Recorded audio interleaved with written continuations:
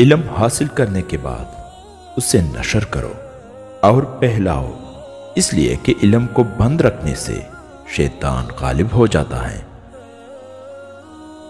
इल्म हासिल करने के बाद अगर किसी का मकसद ये हो कि वो उलमा से बहस करे और जोहला पर रौब जमा कर लोगों को अपनी तरफ माहिल करे, तो ऐसा शख्स जहन्नमी है।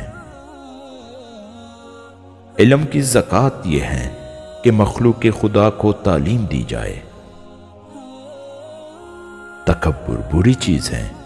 इंसान में जितना ज्यादा तकब्बुर पाया जाएगा, इतनी ही उसकी अकल घटती जाएगी। मोमिन को तकवा इख्तियार करना चाहिए, इसलिए कि वो हर वक्त उसे मुतनब्बे और बेदार रखता है। दूसरों की छोटी छोटी बातों का ख्याल रखने से बड़ी बड़ी मोहब्बतें जन्म लेती हैं। आपका एक लफ्ज जख्म भी लगा सकता है और मरहम भी बन सकता है। इख्तियार आपके पास है। जिंदगी का हम पर कितना बड़ा एहसान है कि वो हमसे सिर्फ एक बार रूठती है।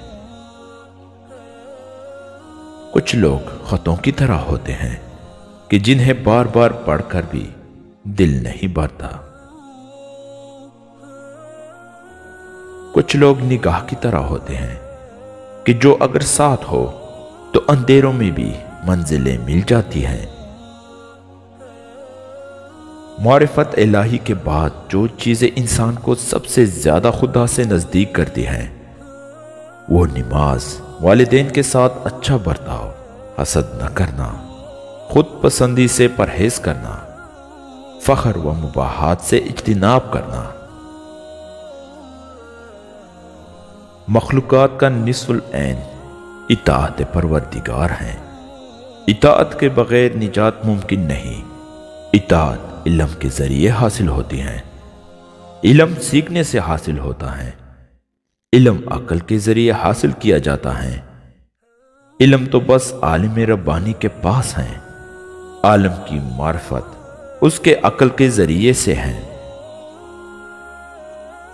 जो शख्स हमदो सनाए परवरदिगार और रसूल खुदा सल्लल्लाहु अलैहि वसल्लम पर दरूदो सलाम भेजे बगैर दुआ मांगता है, वो बिल्कुल उस शख्स के मानिंद है जो बगैर हदफ के तीर चलाए।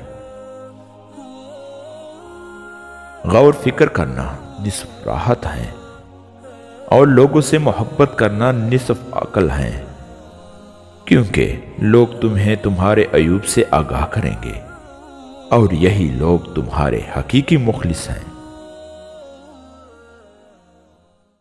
थोड़ी देर आलिम के सोबत में बैठना 1 साल की इबादत से बेहतर है।